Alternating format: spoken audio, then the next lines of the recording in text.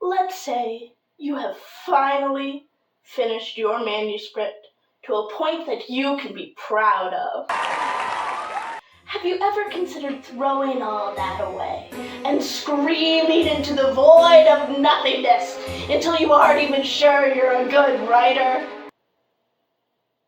No? Ella, that sounds crazy? Then you aren't prepared to query.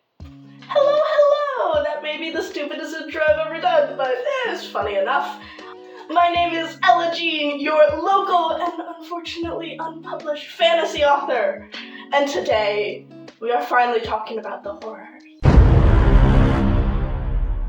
For all of you who have not queried before, you're sitting in the corner going, I think you're a little dramatic. For all of you who have, you're going, why are you so calm? Because yes, the querying process, the beginning of the steps to go from I'm an author with an unpublished manuscript to actually the process of getting an agent and taking the first baby wobble towards traditional publishing is one of the worst things you can ever do. Gonna be really clear right now, I'm unpublished. I have queried 3 times, so I think I have an authority talking about it, but I really don't have an authority of how to get an agent. Throughout this video, you may see why, but I'm not going to talk about how to promise succeed in querying. I'm not here to talk about how to structure a query letter to get the most attention. I'm not here to talk about what you do when you get a full request, because unfortunately, that rarely happens to me. However, I am here to tell you how not to lose your mind and to hopefully keep up some minuscule bit of hope in the process in order to keep going. Because at the end of the day, Twitter and Blue Sky call it the querying trenches for a reason. So, for those of you who don't know, querying is, like I said, the first step in traditional publishing. It is where you take often a query letter, then sometimes other documents including a synopsis, sometimes a cover letter if you're an artist, any of your art, and usually, depending on the agent, from literally the first page to 50 pages of your manuscript. My average I usually see is the first 3 chapters, first 20 pages. That is the typical range, but I've seen it all. And then sending all of that cold call to an agent while they are open, because agents will have times where they say that they aren't accepting any new queries at the time, and you are not going to get off on the right foot sending it without them being open. And you hope and pray that they will at least ask to see more material. And in reality, they will actually send back a somewhat polite note called a form rejection, which is where they say, thank you for considering me. No, this is all, the querying process is subjective. It was a lovely book, but it did not fit for my list at this time. Then typically, if you go further, they'll be like, hey, send me more material. And if you go further than that, they'll be like, hey, here's an offer on your full material. And after that, you have an agent, and no, you don't just immediately get published, then you have to submit to publishers. But that's a video for another lifetime, because Ella has never passed the querying process. In fact, Ella has earned a single full request in all her time of querying. Here are just some basic numbers to survive. If you are just starting querying, I suggest you get a query tracker account, because honestly, any more, a half to 2/3 of the agents you will go through will just send you to a query manager page, and query tracker is how you track said queries. You can also then add in all your email submissions and form submissions, and then you have it all in one place for nice spreadsheets. This is a free service, technically. If you're insane like me and then want to go through and see lists of like, oh, when was the last person rejected, and when was, what's the data on how often they rejected, what's all this? You can pay $25 a year to be accessed literally every statistic you could ever want. This is not sponsored in any way. Go look at that subscriber count. This is not sponsored in any way. I just really like the platform of Query Tracker. According to Query Tracker, of all the queries sent, the average user hears 4.3 good responses. This is not 4.3 offers of submission. This is 4.3 times. This means that 4.3 of the queries they sent out, of which they say the average member sends out 44, there are stories of people sending out hundreds. I have 123 on my list of agents, and I will send to every single one if that is what it takes. But out of that, 4.3 times, an agent said, yes, let me see more. That means if I send to all of my 123 agents, on average, I will hear back positively from 5 of them. Those numbers are horrid, and I understand why a lot of people want to publish their book.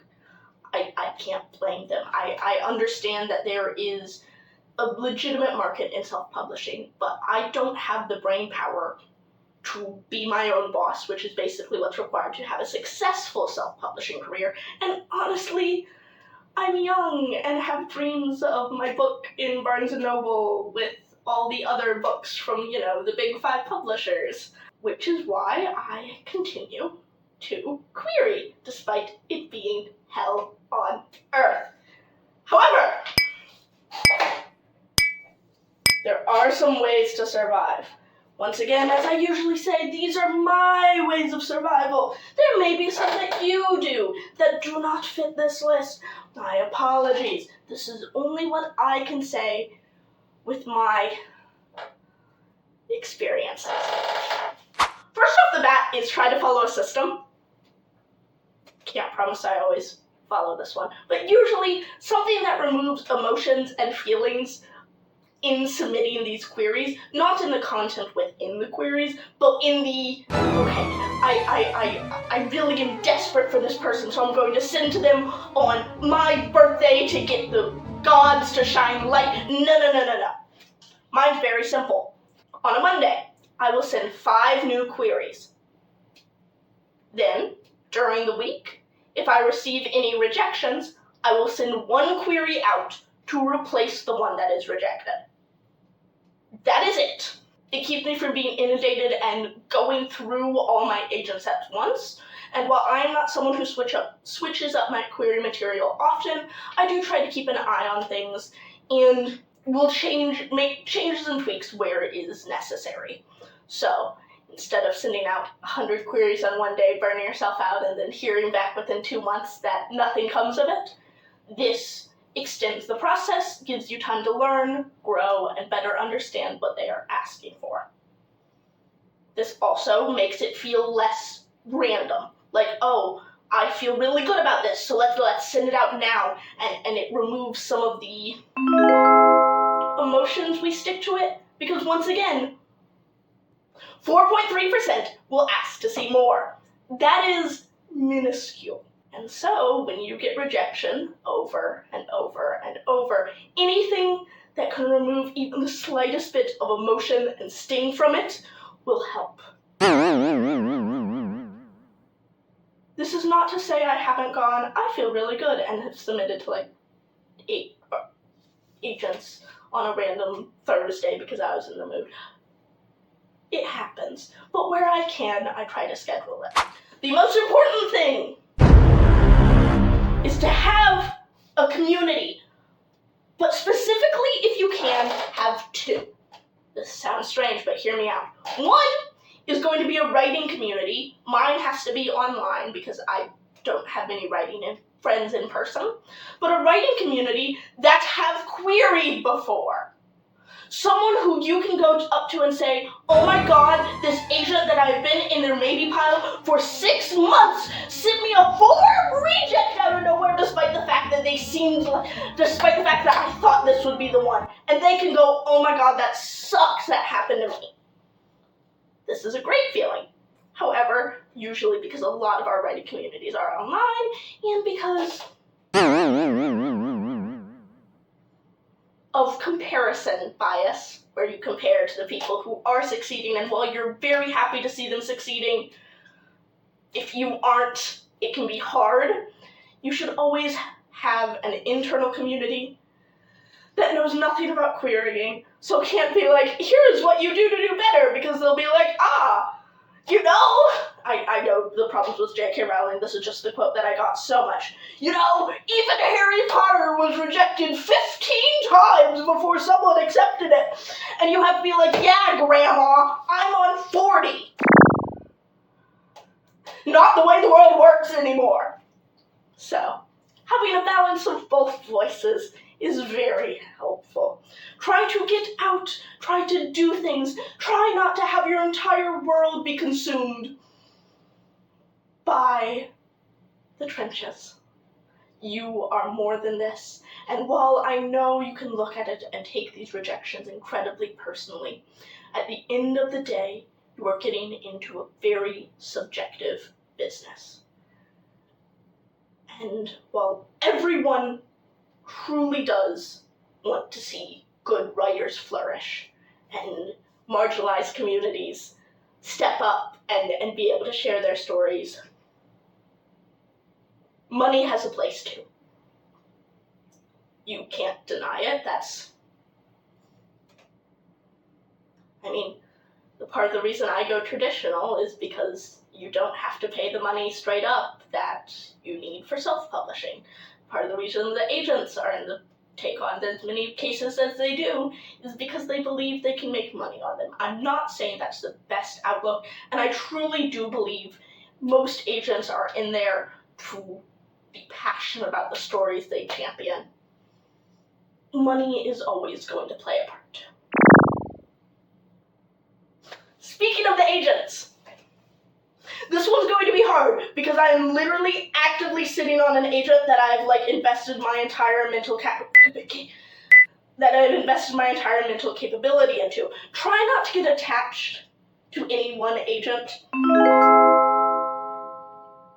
When you read through agents and what they're asking for, yes, vet them as a person, yes, vet them against what your story is, but remember at the end of the day, they are human. The agent you want is an agent that is passionate about your writing, and you may be surprised where that passion comes from. So don't restrict yourself too tightly. And be open to receiving praise and fulls from the wildest of sources. I'll put this in here too. In the whole sense that agents are people too. Nothing is personal when they're rejecting.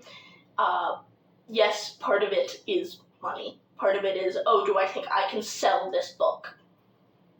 But it's also what they're passionate about and what they think they connect to. Because one of the common things I hear of is rejections on good books that are just too close to things that they already have in their lists. Which does happen, where they go, I already am in contract to champion this for someone else. You guys would compete for space. So, in the other hand, in a more personal example, I attempted to query a book my freshman year of college that was not ready to be queried. It was so bad. And it was not ready. It was not prepared. And yet, it was a very general, basic, high fantasy book. And it got a full request. It didn't get farther than a full request because, like I said, it was not ready to be queried. But the idea alone of this being just a general fantasy book got a full request. Now, I fully believe that the book I have written is the best book that I have ever written, and it is truly the epitome of all my work. However, it is quirky in a way that is not seen in traditional fantasy, which means it is not necessarily as easy to advertise in a traditional market. And as a result, despite it being a better book than the first book that I queried, it's not getting any bites. Because, unfortunately, marketing and the writing market is part of this discussion. Honestly, I can't say too much against that because at the end of the day, while yes, there are definitely some books that are going to be incredibly hard to argue for, I regularly try to get published books that are incredibly hard to argue for. I have weird writing styles. I have weird inclusions in my characters. I am very low romance in the YA department, which is not seen very often. And I think those books need to be read and made. And so I will continue to champion them, even if sometimes I'm a one-woman army. At the end of the day, what is important is that you take time for yourself and breaks when needed. The querying process sucks. It's always going to suck. It is you taking what is quite literally your heart and soul that you put into this book, and then watching doors get slammed in its face over and over and over again. The best advice I can give is to write something else instead of sitting there and obsessing over whether or not this one line grabs people enough, and if the grammar is clean enough, and if the plot makes sense. If you are to a point where you think the book is the best you can make it, just send it out. Don't worry too much about one or two things, because at the end of the day, the agents are aware that these are not fully polished books. That is part of the agent's and then further editor's role. That is why we are going traditionally publishing, not to have to completely polish the book ourselves. It should be as good as you can make it.